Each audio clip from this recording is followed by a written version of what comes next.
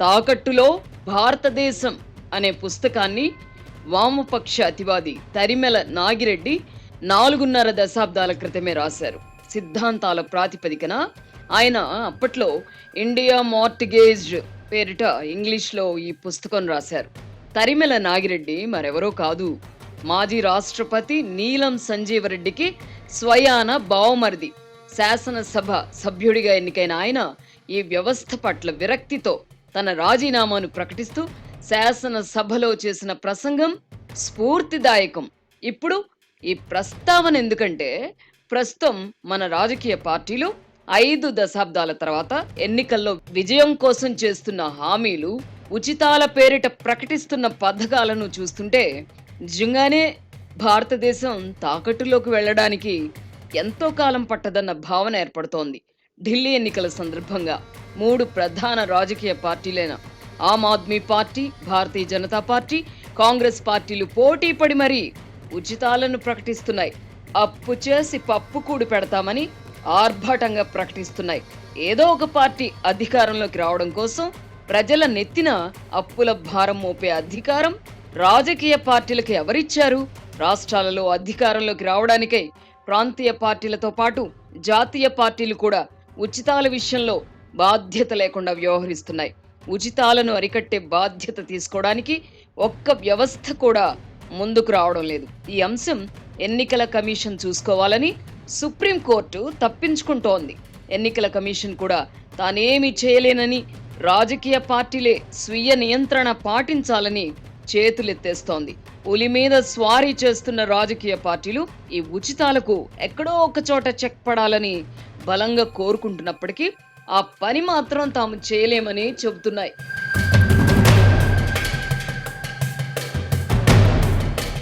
స్వాతంత్ర్యం వచ్చి 75 సంవత్సరాలు దాటినప్పటికీ దేశంలో పేదరికం పెరిగిందనుకోవాలా? అభివృద్ధి జరగలేదని భావించాలా? అంటే తమ ఏలుబడిలో అభివృద్ధి బుల్లెట్ ట్రైన్ల పరుగులు తీసిందని ఇవే రాజకీయ పార్టీలు గొప్పలు చెప్పుకుంటున్నాయి. నిజంగా అభివృద్ధి జరిగితే ప్రజల జీవన ప్రమాణాలు పెరగాలి కదా. అలాంటప్పుడు ఉచితాల అవసరం ఏమిటి అంటే సమాధానం దొరకదు.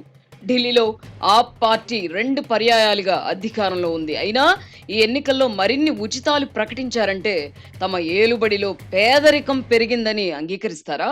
ఉపాధి కోసం సమీప రాష్ట్రాల ప్రజలు దేశ రాజధాని ఢిల్లీకి వలస వస్తున్నారు. ఉపాధి లభించని పక్షంలో వలసలు ఉండవు కదా. అయినా నిరుద్యోగ భృతి ఇస్తామనడం ఏమిటి?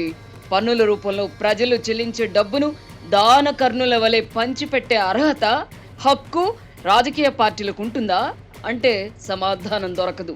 ఢిల్లీ వార్షిక బడ్జెట్ 75,000 కోట్ల రూపాయల వరకు ఉంటుంది. ప్రస్తుత ఎన్నికల్లో ఒక్క రాజకీయ పార్టీ ఇచ్చిన హామీలు అమలు చేయాలంటే 40,000 కోట్ల రూపాయలకు పైగా అవసరం. ఇది ఎలా సాధ్యం?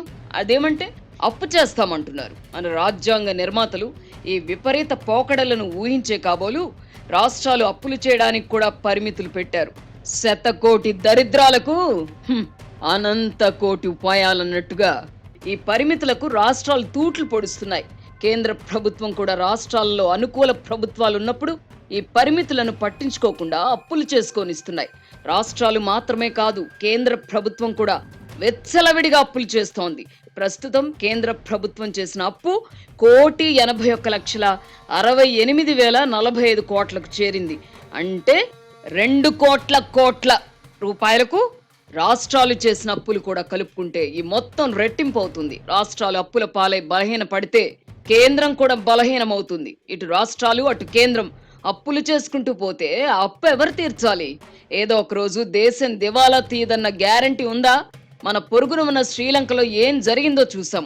ఒకప్పుడు సంపన్న దేశంగా ఒక వెలుగు వెలిగిన వెనుజులాలో ఉచిత భారం పెరిగి ఇప్పుడు అక్కడి ప్రజలు ఆకలితో అలమటిస్తున్నారు. పట్టడన్నం కోసం పడుపు వృత్తి చేయడానికి కూడా వెనకాడని దుర్భర పరిస్థితులున్నాయి.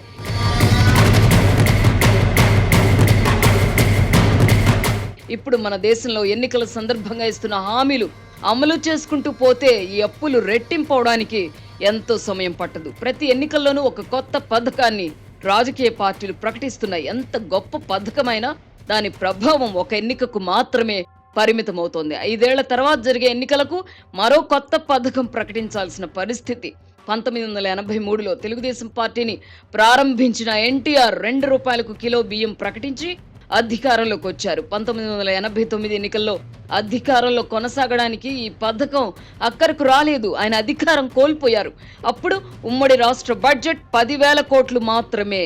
₹2 కిలో బియ్యం పథకం అప్పట్లో విప్లవాత్మక సంక్షేమ పథకంగా పేరొందింది. ఇప్పుడు విడిపోయిన 2 తెలుగు రాష్ట్రాల బడ్జెట్లను కలిపితే 5 లక్షల కోట్ల రూపాయలుంటుంది. 4 దశాబ్దాల తర్వాత ఇప్పుడు రూపాయికే కిలో బియ్యం ఇవ్వడం వాంఛనీయమా?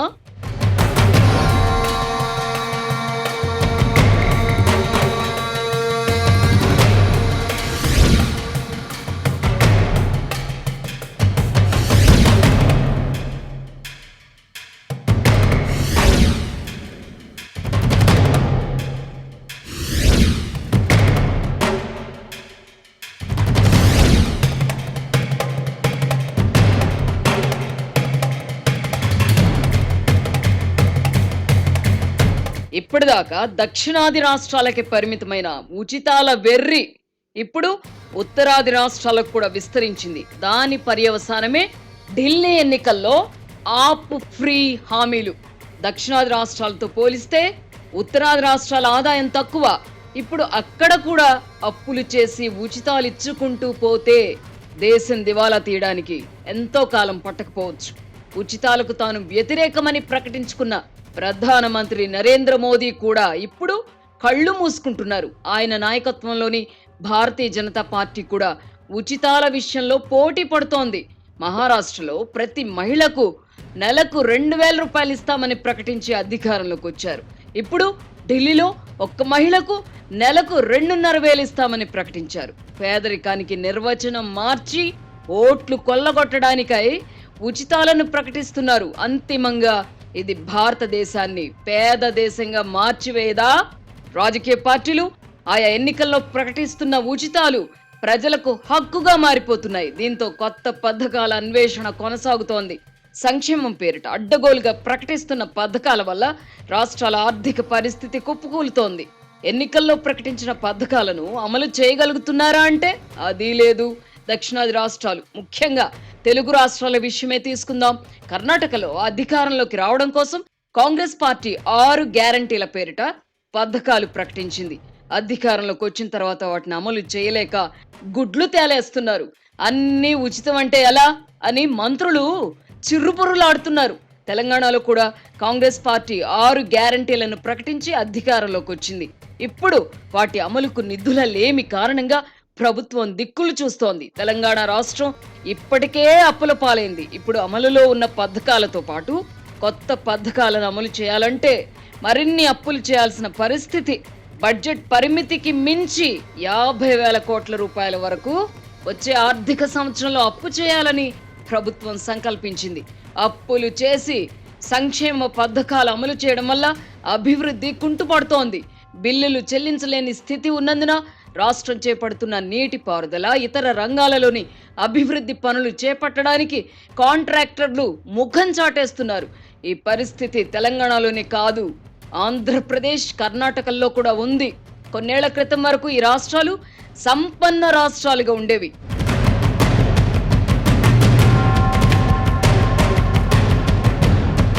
2014లో రాష్ట్ర విభజన జరిగినప్పుడు తెలంగాణను ధనిక రాష్ట్రంగా అప్పటి ముఖ్యమంత్రి కేసీఆర్ ప్రకటించారు. ఈ 10 ఏళ్లలోనే అప్పుల కోసం వెతుక్కోవలసిన పరిస్థితి తెలంగాణ రాష్ట్రానికి ఎందుకు వచ్చింది అంటే అలవిగాని సంక్షేమ పథకాల వల్లే. చేసిన అప్పులు తిరిగి చెల్లించలేని పరిస్థితిలో ప్రభుత్వం ఉంది. మరోవైపు ఎన్నికల్లో ఇచ్చిన హామీల అమలు ఎప్పుడు అంటూ ప్రతిపక్షాలు నిలదీస్తున్నాయి. దీంతో రాష్ట్ర ఆర్థిక పరిస్థితి గురించి తెలియని కారణంగా హామీలు ఇచ్చామని స్పీకర్ గడ్డం ప్రసాద్ కుమార్ వంటి వారు చెబుతున్నారు. కాంగ్రెస్ పార్టీకి అధికారం కొత్త కాదు. 10 ఏళ్ల క్రితం వరకు కేంద్రంలో కూడా అధికారంలో ఉంది. హామీలు ఇచ్చేటప్పుడు ముందు వెనక చూసుకోవాల్సిన అవసరం ఉందో లేదో తెలియదనడం సమర్థనీయం కాదు. ఎన్నికల ప్రణాళిక ప్రకటించే ముందు అందుకోసం ఒక కమిటీని నియమిస్తారు కదా. రాష్ట్ర ఆర్థిక పరిస్థితిని అధ్యయనం చేయకుండానే ఎన్నికల మేనిఫెస్టో కమిటీ హామీలకు రూపకల్పన చేస్తుందా? మరోవైపు ప్రభుత్వం చెల్లించాల్సిన బిల్లులు వేల కోట్లకు చేరుకున్నాయి. పదవి విరమణ చేసిన ఉద్యోగులు, ఉపాధ్యాయులకు చెల్లించాల్సిన బకాయిలు కూడా పేరుకుపోయాయి. అయినా కొత్త కొత్త సంక్షేమ పథకాలను ప్రకటించడం బాధ్యత రాహిత్యమే అవుతుంది.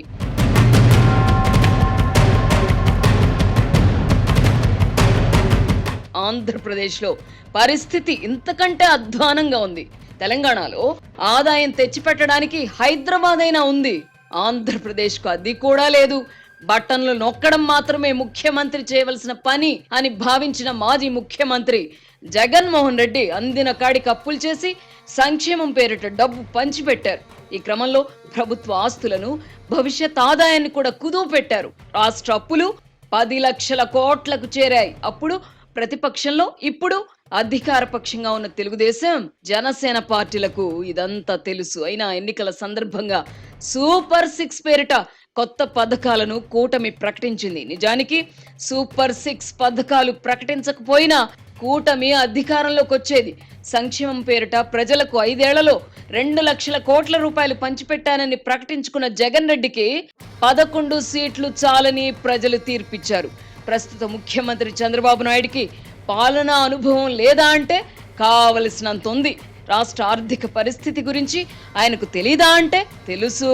అయినా సూపర్ 6 అని కొత్త పథకాలు ఎందుకు ప్రకటించారంటే ఎన్నికల గండం గట్టెక్కడానికి, తాజా ఎన్నికల్లో అధికారంలోకి రావడం ఆయనకు ముఖ్యం. అందుకే ముందు వెనక చూడకుండా హామీలు ఇచ్చారు. ఇప్పుడు సదరు హామీలను ఎలా అమలు చేయాలా అని దిక్కులు చూస్తున్నారు. జగన్మోహన్ రెడ్డి పాలనలో ఆర్థిక విధ్వంసం జరిగిందని ఇప్పుడు చెప్తున్నారు. ఈ విషయం చంద్రబాబు కంటే ప్రజలకే ఎక్కువ తెలుసు. అందుకే గత ఎన్నికల్లో జగన్ రెడ్డి పార్టీని చిత్తుగా ఓడించారు. సంక్షేమం పేరిట 2 లక్షల కోట్లు పంచిన ప్రజలు ఆయనను ఓడించబోతున్నారని చంద్రబాబుకు తెలీదా? అలాంటప్పుడు కొత్త హామీల అవసరం ఏమిటి? రాష్ట్ర ఆర్థిక పరిస్థితిపై ముఖ్యమంత్రి చంద్రబాబు ఇటీవల సుదీర్ఘ వివరణ ఇచ్చారు. అధికారంలోకి వస్తే గానీ ఆయనకు ఆ విషయం తెలీదా? రాష్ట్ర ఆర్థిక పరిస్థితి తెలిసి కూడా హామీలు ఇవ్వడం ఖచ్చితంగా తప్పే. సూపర్ 6 అమలు చేయలేక చేతులు ఎత్తేశారని ప్రధాన ప్రతిపక్షం వైసీపీ ఇప్పుడు ఎద్దేవా చేస్తున్నది. హామీలను అటకెక్కించడానికే ఆర్థిక విధ్వంసం అన్న పాట పాడుతున్నారని విమర్శిస్తున్నారు. ఇందులో ఆక్షేపించవలసింది ఏమీ లేదు. హామీల అమలు కోసం పాలక పక్షంపై ఒత్తిడి తేవడం ప్రతిపక్షం హక్కు.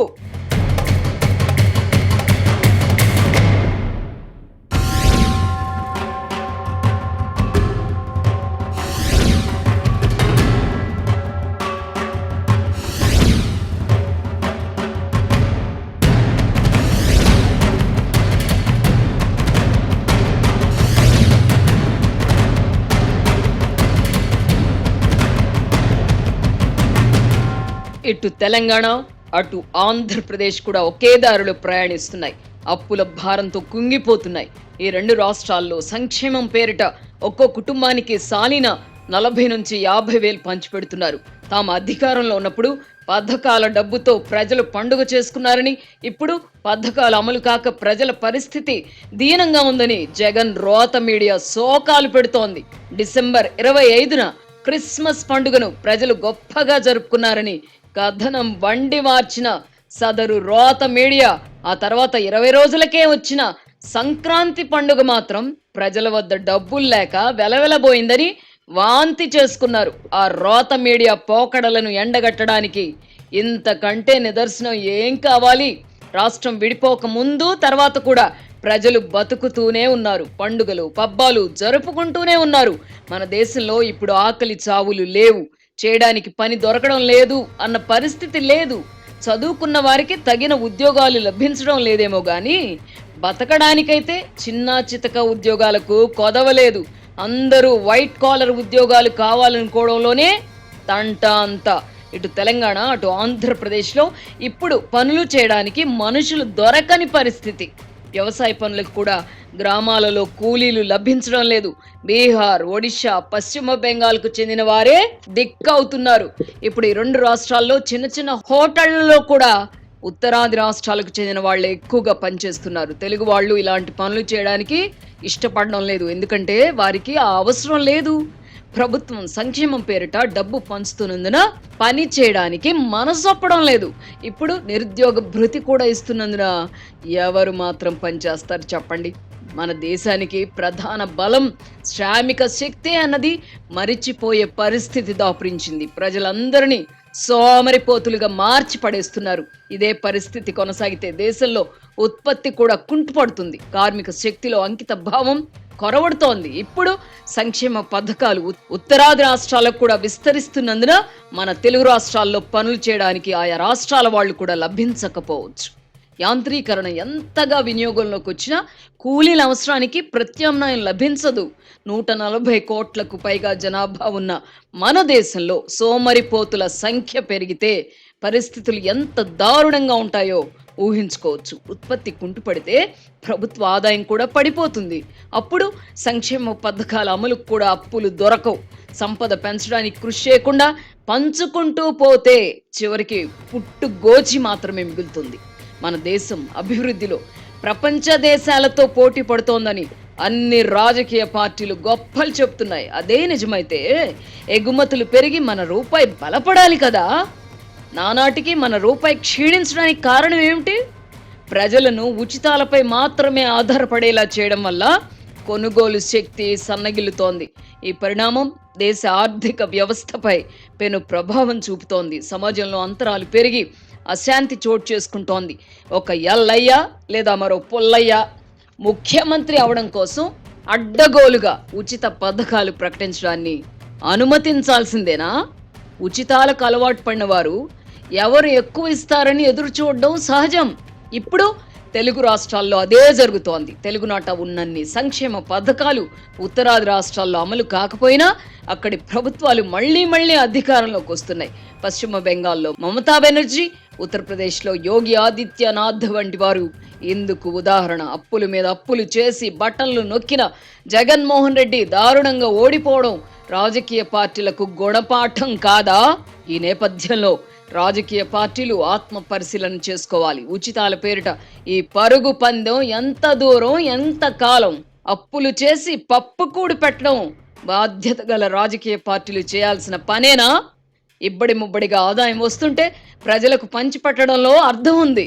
మన తెలుగు రాష్ట్రాల్లోనే కాదు, దేశవ్యాపితంగా గ్రామాలలో ఇప్పటికీ మౌలిక సదుపాయాలు ఉండడం లేదు. ప్రధాన నగరాల్లోనే రోడ్లు అధ్వానంగా ఉంటున్నాయి. ప్రభుత్వ పాఠశాలల్లో విద్యార్థులకు కనీస వస్తువులు లేవు. నాణ్యమైన ఆహారాన్ని అందివ్వలేకపోతున్నాం.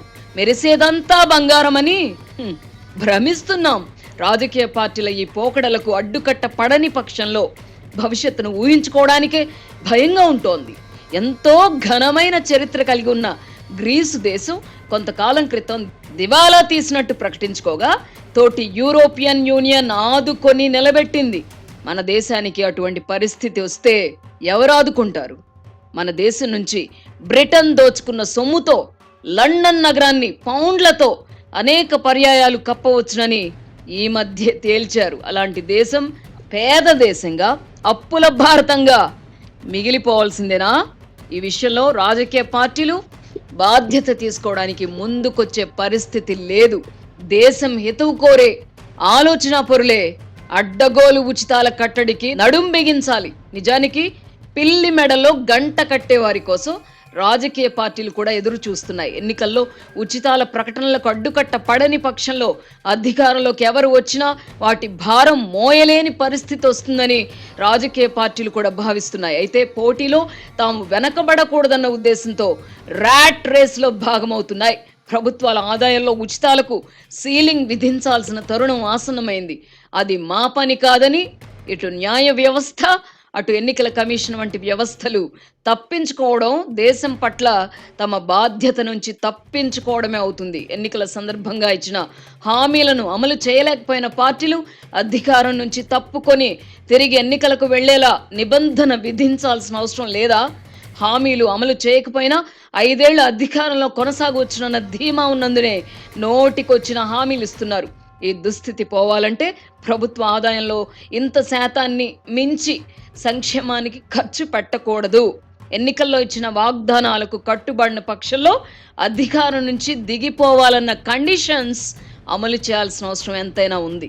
లేని పక్షంలో భారతదేశం నిజంగానే తాకట్టులోకి వెళ్ళిపోతుంది. కోవిడ్ తర్వాత ఐరోపాలోని కొన్ని దేశాలతో పాటు మరికొన్ని పశ్చిమ దేశాలు ప్రజలకు డబ్బు పంచిపెట్టాయి. ఈ కారణంగా అప్పటి వరకు పటిష్టంగా ఉండిన ఆయా దేశాల ఆర్థిక వ్యవస్థలు ఇప్పుడు కుదేలయ్యాయి. ధనిక దేశాలు కూడా అప్పుల పాలయ్యాయి. 140 కోట్లకు పైగా జనాభా ఉన్న మన దేశం అప్పుల ఊబిలో కూరుకుపోతే పైకి లేవడం అంత ఈజీ కాదు. శ్రీలంక చిన్న ద్వీపం కనుక కోలుకుంటోంది.